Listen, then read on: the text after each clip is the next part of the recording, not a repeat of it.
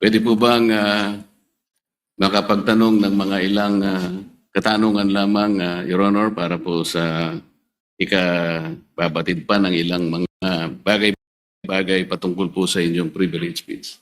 Gladly po, Mr. President, sa Ginoo mula sa Pampanga at Tarlac. Salamat po. Nung nakaraang linggo po, Mr. President, ako po ay inimbitahan ng bagong ambassador ng China doon po sa kanilang embassy na parang residente rin dito sa Makati. Ako naman po ay nagpa-unlock sapagkat ipinadala po nila yung invitation sa akin. Isa po sa napag-usapan namin, Mr. President, ay kung paano po natin talaga magawa ng paraan na mawala po yung pag-iiringan, pag-aawayan at sana ay ma-stabilize po natin, ma-de-escalate po yung nangyayari po sa ngayon sa pagitan ng ating dalawang bansa. Ang sabi ko po sa kanya, Mr. President, ganun din po ang pakay ng aming bansa. Sino naman kako ang papayag naman na sa araw-araw kako na ginawa ng Diyos sa atin ay puro na lang kaguluhan ang nakikita. Hindi magiging pabor sa atin at sa ating mamamayan. Ang sabi po niya sa akin, Mr. President, na ito po ay gusto ko rin ibahagi sa ating Honorable Risa Ontiveros, Senator Ontiveros, ay yung kanilang kagustuhan talaga maisantabi natin, yung dispute ngayon. Ang sabi ko sa kanya, bakit kasi nakikita natin yung mga barko ninyo, kung minsan binubomba ninyo ng tubig yung mga ilang mangingisda namin o kaya yung nagre-resupply ng aming provision sa Ayungin Shoal. Hindi ba natin may iwasan yun? Sabi kong gano'n sa kanya. Alam mo, sabi niya, Mr. President, nung panahon ng dating Pangulo, ginawa na natin yun. We have a relative peace nung panahon na yun. Ang problema sa ngayon ay maski ikaw, makikita mo naman, binanggit niya po yung nangyari sa ginawa yata ng spokesperson ng Coast Guard. At ng Task Force West Philippine Sea. So yun po, na Mabuting Ginoo. sana naman ay pakaiwasan din natin yung gano'n sapagkat kung negative naman yung nakikita rin namin, hindi na naman po pwedeng hindi naman kami sumagot sapagkat ang ginawa naman nila ay they depicted our president in a very negative manner. 3 cartoons yun na siyempre Pangulo namin yun, hindi naman pwedeng hindi namin sansalain o sabihin man lang sa inyong pamahalaan, wag naman ganito. Siguro, ang itatanong ko po sa inyo, Your Honor, si Ginoong Tariela po ba ang ating opisyal na tagapagsalita kung pag-uusapan ay ang relasyon ng ating bansa sa ibang mga bansa, in particular na yung China? Salamat, Mr. President, at sa mabuting Ginoo mula sa Pampanga at Tarlac. Sa pagkakaalam ko po, Mr. President, si Commodore Tariela ay spokesperson ng Task Force West Philippine Sea na binuo po batay sa polisiya ng buong gobyerno natin ng whole of government approach sa ganitong kahalagang usapin ng foreign policy. At dala po niya yung updated na dokumentasyon ng ating mga kung may positibo at unfortunately mas maraming negatibong mga engagements ng gobyerno ng China sa ating karagatan, lalo na yung paghaharas po sa mga barko at mga ibang vessels ng Philippine Navy at Philippine Coast Guard, yung pagkait po sa ating mga mangingisda ng access sa kanilang kabuhayan sa traditional na fishing grounds natin, yung pag-iinteres din po nila sa ating mga gas and oil reserves sa ilalim ng ating karagatan.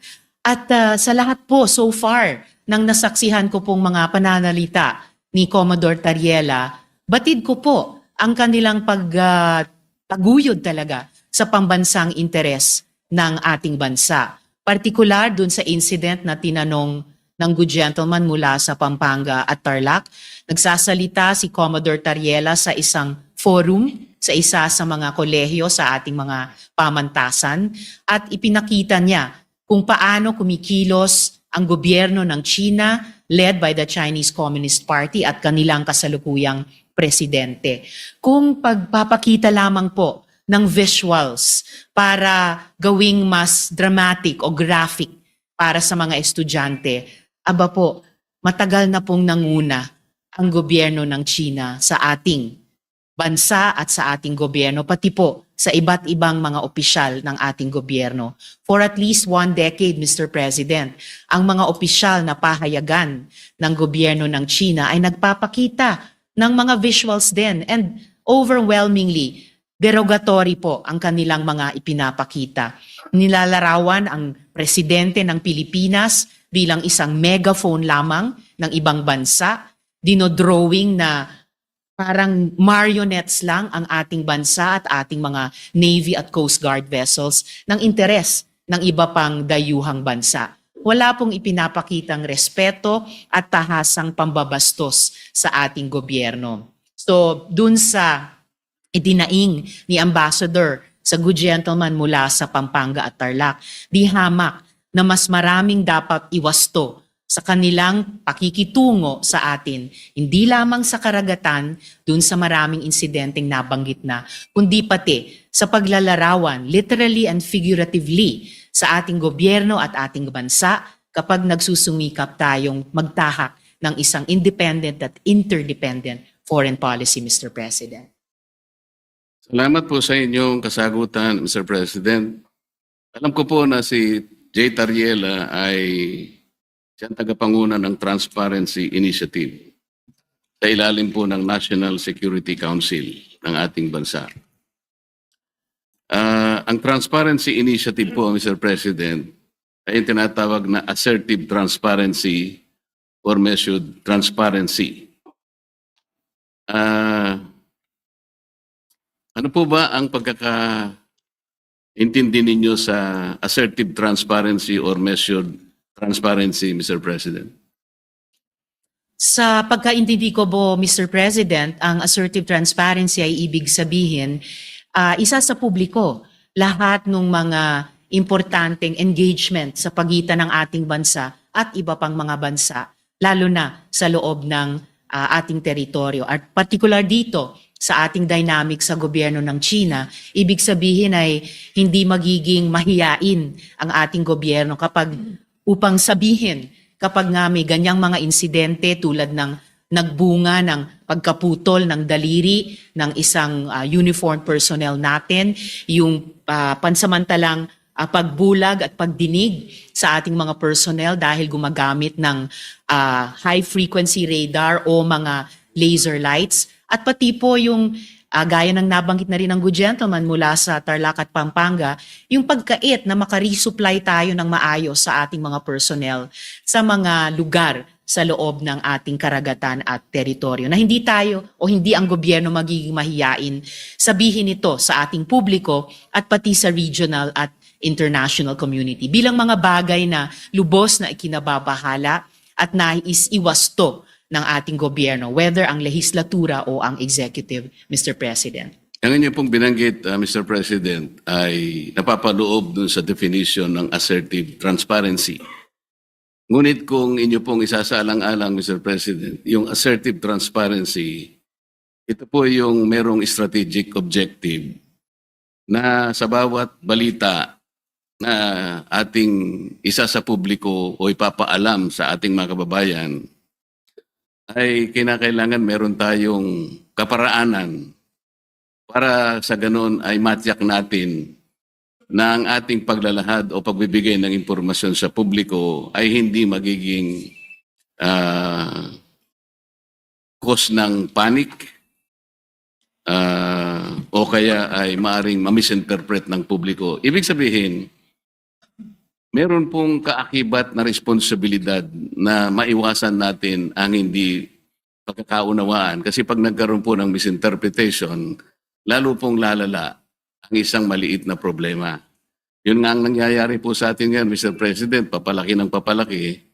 Siguro kung pakakaiwasan pa natin yung mga bagay-bagay, lalong-lalo na sa pagsasalita ni spokesperson Tariela, imbes na po siguro papaliit ang ating problema, baka lalong lumalaki. May kasabihan po kasi tayo, Mr. President, na ang pagkakamali ay hindi may tutuwid ng isa pang pagkakamali. Maaring sabihin natin may mali ang China. Ngunit kung halimbawa sa kanyang paghahayag ng mga bagay-bagay na maaring malaman ng publiko tungkol sa mga inaakala nating pagkakamali o ginagawa nilang mali sa West Philippine Sea, siguro yun ay paalam natin sa paraan na hindi tayo makakagawa siguro ng lalo pang mas malaking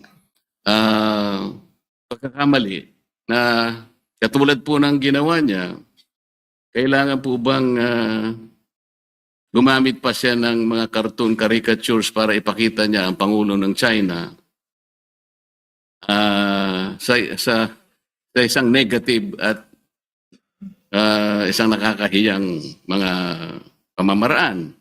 Alam po ninyo, Mr. President, dito sa ating tinatawag na West Philippine Sea na kinukuwenta nga nila yan, ito'y halos equivalent ng ating exclusive economic zone. Mas marami pa pong features ang Vietnam na okupado kaysa sa China. Meron din pong features na nasa loob ng ating West Philippine Sea na ngayon ay sinakop o occupied ng Malaysia. Tinanong nga ako ng Chinese ambassador, sana man lang o kaya gusto naming mangyari kung paano nyo pinakikitunguhan naman ang Vietnam sapagkat claimant din naman sila, pare-pareho tayong claimant. Sana hindi naman yung paraan na parang kami masyado naman kaming kontrabida. Yung Malaysia, nandun din naman. Pagpupunta rin naman yung barko ninyo doon, tinataboy din naman kayo. Totoo naman po yun, Mr. President. So, sa ganito pong mga sitwasyon, kaya ko po naitanong kanina, Mr. President, kung si Ginong Tariela ang pinaka-spokesperson ng ating bansa, kung pinag-uusapan ay foreign relations. Kasi po, ito po, sa sarili po niyang statement, doon sa kanyang panel discussion organized by Strat-based ADR Institute, ganito po yung sinasabi nila, Mr. President. Not every event in the West Philippine Sea is openly released to the public. The info must first go through the Information Working Group. Ito po ay kinabibilangan ng mga sumusunod, Mr. President. DND, AFP, DFA, DOJ, National Security Council at saka yung PCG, yung Philippine Coast Guard. Ito po yung National Task Force sa West Philippine Sea. Kapag ka po yung IWG, ito po yung ay na-process na po yung information at nagkaroon ng desisyon na i-release, tsaka lamang po i-release. Ibig sabihin po nito, talagang pinakaiingatan din natin na kahit paano ay makagawa tayo ng diplomatic kings or whatever. Ganun po dapat sana ang magpakaingat sana sila. Lalong-lalo na nga po ay meron na nga tayong problema. Karaniwan po kasi sa mga bansa na merong ganitong disputes. Kagaya po ng sinasaad po ng ating Book 4, Title 2, Chapter 1 ng ating Executive Order 292, Mr. President. Ito po yung tinatawag nating Administrative Code of the Philippines. Pagka pinag-uusapan po ay foreign relations talaga, ay ang Department of Foreign Affairs ang dapat po sana ang opisyal na magpapaliwanag o magko-convey ng ganong klaseng pagpapaliwanag o anumang gustong i-convey sa ating mga karatig bansa. Ginoong Pangulo, masasabi po ba natin na si Ginoong Tariela ay nakikipag-coordinate sa bawat salitang bibitawan niya sa publiko, lalong-lalo na yung sinasabi niya na kailangan informahan ng public? Kiniklear po niya kaya ito sa Department of Foreign Affairs, gayong ito ang official organ ng ating pamahalaan. para sa ganun ay maiwasan po natin ang lalo pang pagkakamali.